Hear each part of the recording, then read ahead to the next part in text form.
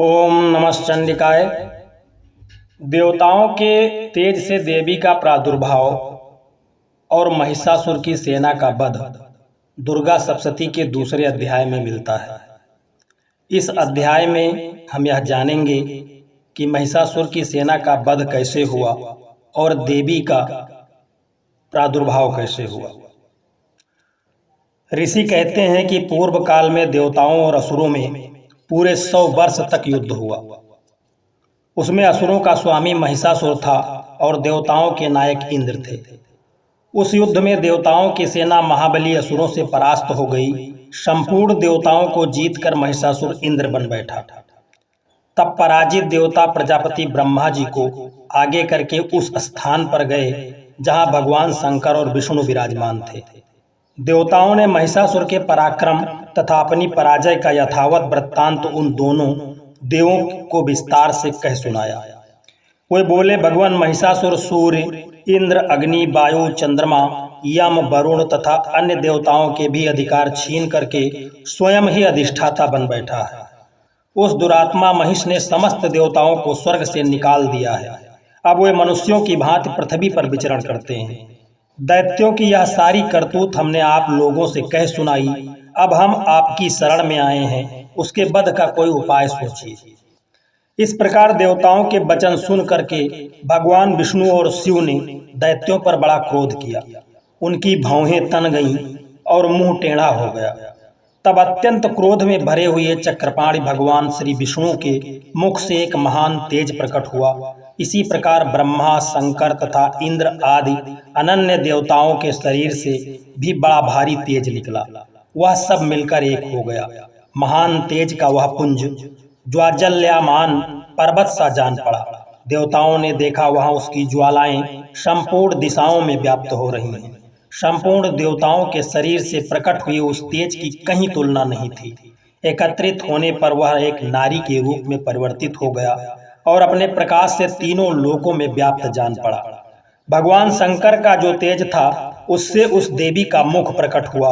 यमराज के तेज से उसके सिर में बाल निकल आए। श्री विष्णु के तेज से उसकी भुजाएं उत्पन्न हुई। चंद्रमा के तेज से दोनों स्तनों का और इंद्र के तेज से मध्य भाग का प्रादुर्भाव हुआ। वरुण के तेज से जंघा और पिंडली तथा पृथ्वी के तेज से नितंब भाग प्रकट हुआ। ब्रह्मा के तेज से दोनों चरण और सूर्य के तेज से उसकी अंगुलियां हुई। वसुओं के तेज से हाथों की अंगुलियां और कुबेर के तेज से नासिका प्रकट हुई। उस देवी के दांत प्रजापति के तेज से और तीनों नेत्र अग्नि के तेज से प्रकट हुए। उसकी भौहें संध्या के और कान वायु के तेज से उत्पन्न हुए। इस प्रकार अनन्यान्य देवताओं के तेज से भी उस कल्याणमयी देवी का आविर्भाव हुआ। तदंतर समस्त देवताओं के तेज पुंज से प्रकट हुई देवी को देखकर महिषासुर के सताए हुए देवता बहुत प्रसन्न हो गए। पिनाकधारी भगवान शंकर ने अपने त्रिशूल से एक त्रिशूल निकाल कर उन्हें दिया। फिर भगवान विष्णु ने अपने चक्र से एक चक्र निकाल करके भगवती को अर्पण किया। वरुण ने भी शंख भेंट किया। अग्नि ने उन्हें शक्ति दी और वायु ने धनुष तथा बाण से भरे हुए 2 तरकस प्रदान किए। सहस्त्र नेत्रों वाले देवराज इंद्र ने अपने वज्र से वज्र उत्पन्न करके दिया और ऐरावत हाथी से उतार कर एक घंटा भी प्रदान किया। यमराज ने काल दंड से दंड, वरुण ने पास, प्रजापति ने स्फटिक की माला तथा ब्रह्मा जी ने कमंडल भेंट किया। सूर्य ने देवी के समस्त रोमकूपों में अपनी किरणों का तेज भर दिया।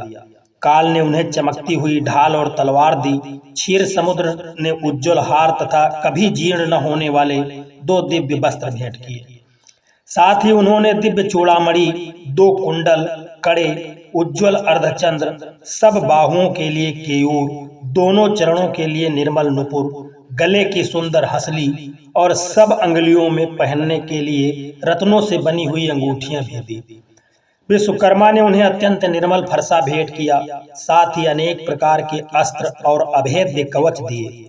इसके सिवाय मस्तक और वक्षस्थल पर धारण करने के लिए कभी न कुम्हलाने वाली कमलों की मालाएं दी। जलध ने उन्हें सुंदर कमल का फूल भेंट किया। हिमालय ने सवारी के लिए सिंह तथा भांति भांति के रत्न समर्पित किए। धनाध्यक्ष कुबेर ने मधु से भरा पान पात्र दिया तथा संपूर्ण नागों के राजा शेष ने उन्हें इस पृथ्वी को धारण करते हैं उन्हें बहुमूल्य मणियों से विभूषित नागहार भेंट किया।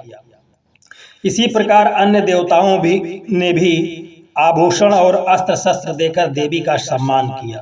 तत्पश्चात उन्होंने बारंबार अट्टहास कर उच्च स्वर से गर्जना की। उनके भयंकर नाद से संपूर्ण आकाश गूंज उठा। देवी का वह अत्यंत उच्च स्वर से किया हुआ सिंहनाद कहीं समा न सका।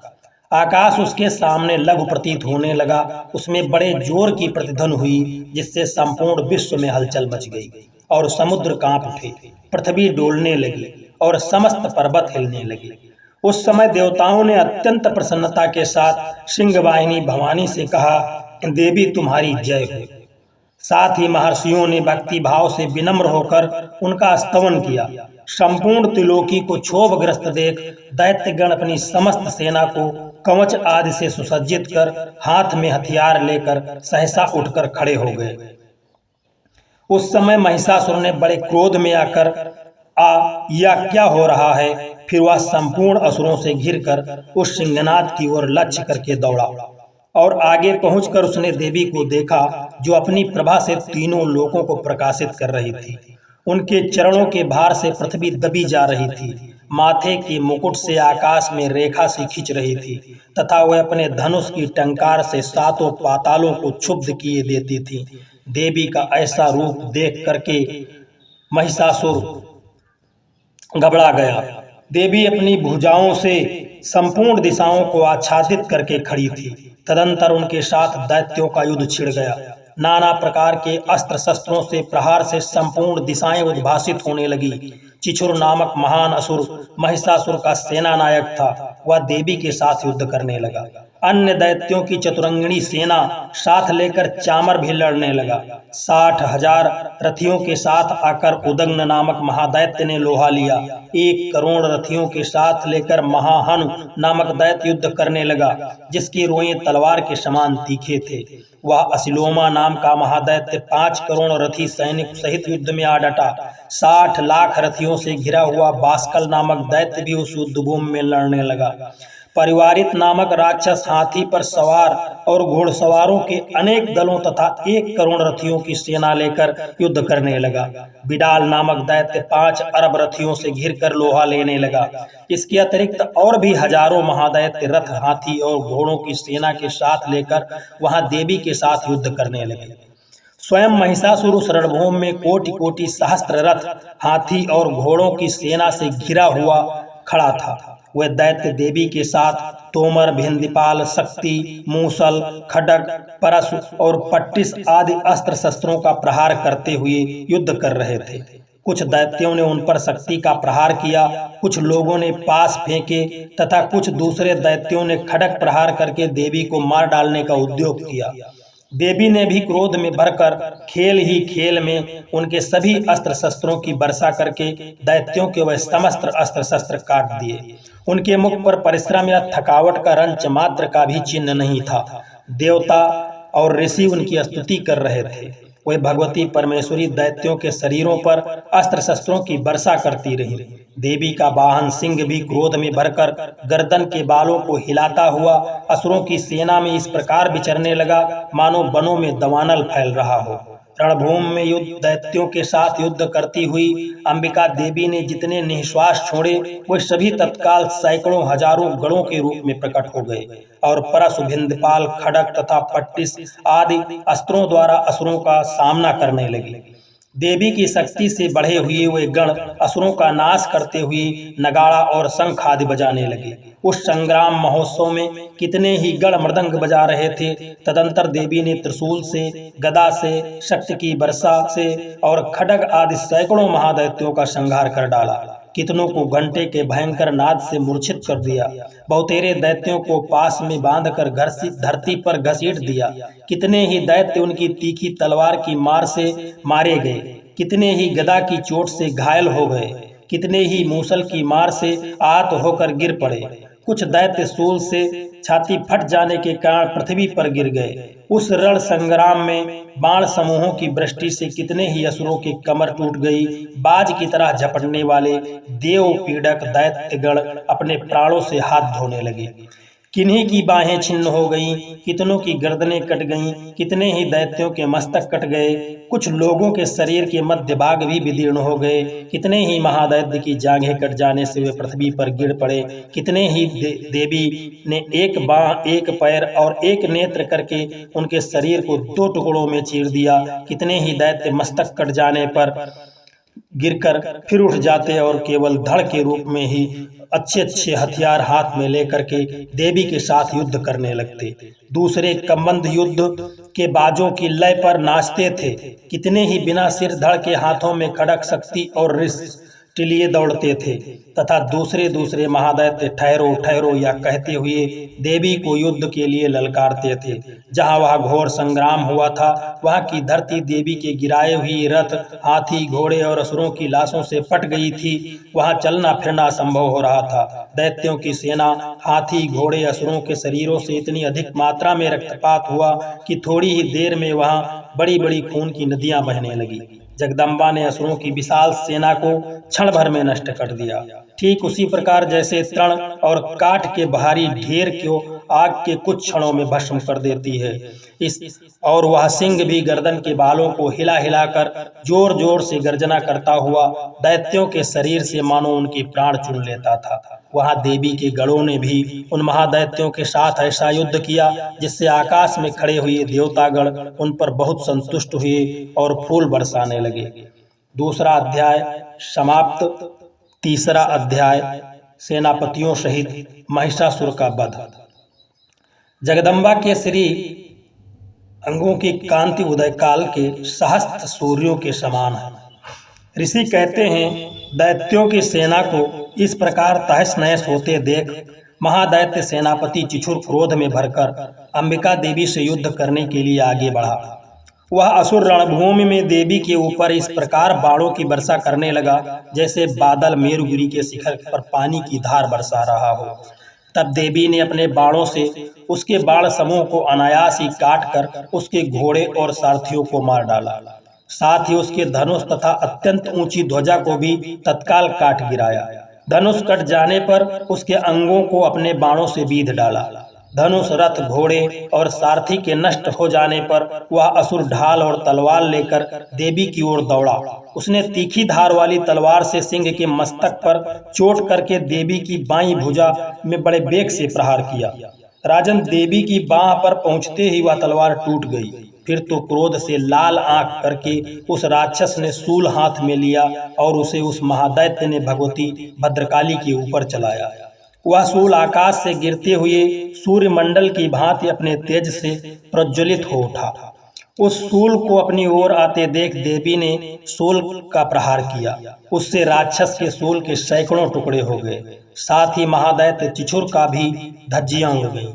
वह प्राणों से हाथ धो बैठा। महिषासुर के सेनापति उस महापराक्रमी चिछुर के मारे जाने पर देवताओं को पीड़ा देने वाला चामर हाथी पर चढ़कर आया। उसने भी देवी के ऊपर शक्ति का प्रहार किया, किंतु जगदम्बा ने उसे अपनी हुंकार से ही आहत एवं निष्प्रच करके तत्काल पृथ्वी पर गिरा दिया। शक्ति टूटकर गिरी हुई देख चामर बड़ा क्रोध हुआ। अब उसने शूल चलाया, किंतु देवी ने भी उसे अपने बाणों से काट डाला। इतने में ही देवी का सिंह उछलकर हाथी के मस्तक पर चढ़ बैठा और दैत्य के साथ खूब जोर लगाकर बाहु युद्ध करने लगा। वे दोनों लड़ते लड़ते हाथी से पृथ्वी पर आ गए और अत्यंत क्रोध में भरकर एक दूसरे पर बड़े भयंकर प्रहार करते हुए लड़ने लगे। तदंतर सिंह बड़े वेग में आकाश की ओर उछला और उधर से गिरते समय उसने पंजों की मार से चामर का सिर धड़ से अलग कर दिया। इसी प्रकार उद्नग्न भी शिला और वृक्ष आदि की मार खाकर रणभूमि में देवी के हाथों मारा गया तथा कराल भी दांतों, मुक्कों और थप्पड़ों की चोट से धराशायी हो गया। क्रोध में भरी हुई देवी ने गदा की चोट से उद्दत्त का भी कचूमर निकाल डाला।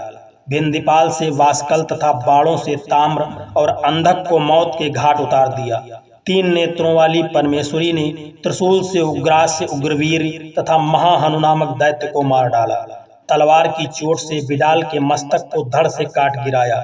दुर्धर और दुर्मुख इन दोनों को भी अपने बाणों से यमलोक भेज दिया। इस प्रकार अपनी सेना का संहार होता देख महिषासुर ने भैंसे का रूप धारण कर लिया। देवी के गढ़ों को त्रास देना आरंभ कर दिया। किन्हीं को थूथुन से मारकर, किन्हीं के ऊपर खुरों से प्रहार करके, किन्हीं किन्हीं को पूंछ से चोट पहुंचाकर, कुछ को सींगों से विदीर्ण करके, कुछ गणों को बेक से, किन्हीं को सिंहनाद से, कुछ को चक्कर देकर, कितनों को निश्वास वायु के झोंकों से धराशायी कर दिया। इस प्रकार गणों की सेना को गिराकर वह असुर महादेवी के सिंह को मारने के लिए झपटा। इससे जगदम्बा को बड़ा क्रोध हुआ। उस महापराक्रमी महिषासुर भी क्रोध में भरकर धरती को खुरों से खोदने लगा तथा अपनी सींगों से ऊंचे ऊंचे पर्वतों को उठाकर फेंकने और गरजने लगा। उसके बेग के चक्कर देने के कारण पृथ्वी क्षुब्ध होकर फटने लगी। उसकी पूंछ से टकराकर समुद्र सब ओर से धरती को डुबोने लगा। हिलते हुए सींगों के आघात से विदीर्ण होकर बादलों के टुकड़े टुकड़े हो गए। उसकी श्वास की प्रचंड वायु के बेग से उड़े हुए सैकड़ों पर्वत आकाश से गिरने लगे। इस प्रकार क्रोध में भरे हुए उस महादैत्य को अपनी ओर आते देख चंडिका ने उसका वध करने के लिए महान क्रोध किया। उन्होंने पास फेंक कर उस महान असुर को बांध लिया। उस महासंग्राम में बंध जाने पर उसने भैंसे का रूप त्याग दिया और तत्काल सिंह के रूप में वह प्रकट हो गया। उस अवस्था में वह जगदम्बा ज्यों ही उसका मस्तक काटने के लिए उद्यत हुई, त्यों ही वह खड्गधारी पुरुष के रूप में दिखाई देने लगा। तब देवी ने तुरंत ही बाणों की वर्षा करके ढाल और तलवार के साथ उस पुरुष को बींध डाला। इतने में ही वह महान गजराज के रूप में परिणित हो गया तथा अपनी सूंड से देवी के विशाल सिंह को खींचने और गर्जने लगा। खींचते समय देवी ने तलवार से उसकी सूंड काट डाली। तब उस महादैत्य ने पुनः भैंसे का शरीर धारण कर लिया और पहले की ही भांति चराचर प्राणियों सहित तीनों लोकों को व्याकुल करने लगा।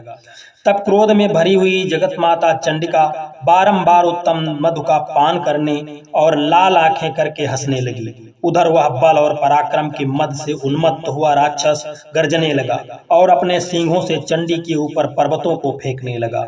उस समय देवी अपने बाणों के समूह से उसके फेंके हुए पर्वतों को चूर्ण करती हुई बोली। बोलते समय उनका मुख मधु के मद से लाल हो रहा था और बाणी लड़खड़ा रही थी। देवी ने कहा, वो मूढ़, मैं जब तक मधु पीती हूँ तब तक तू क्षण भर के लिए खूब गर्ज ले। मेरे हाथ से यहीं तेरी मृत्यु हो जाने पर अब शीघ्र ही देवता भी गर्जना करेंगे। ऋषि कहते हैं, यूं कहकर देवी उछली और उस महादैत्य के ऊपर चढ़ गईं। फिर अपने पैरों से उसे दबाकर उन्होंने शूल से उसके कंठ में आघात किया।